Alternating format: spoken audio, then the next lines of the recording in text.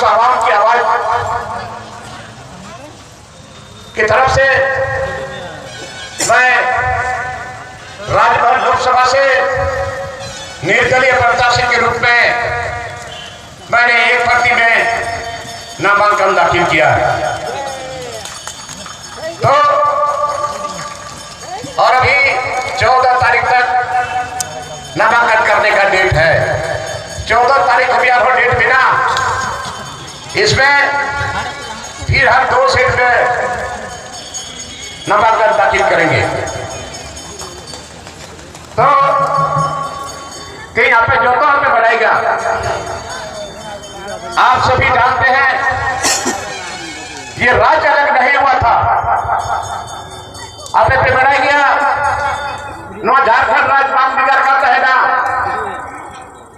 उसके पहले से उनको नाहक हो ये अपने मानवता दिशा करो शिबू सरेत यही हो जाएगा रे जो हराए के नाम।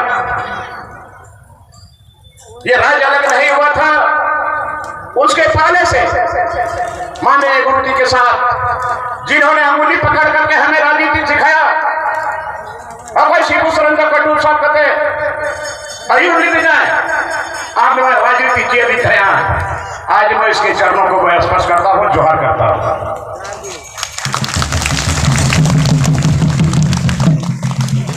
और आप जानते अबे बेटा उन होंगे हम संघर्षरत रहे हैं, हम आंदोलन कर रहे हैं,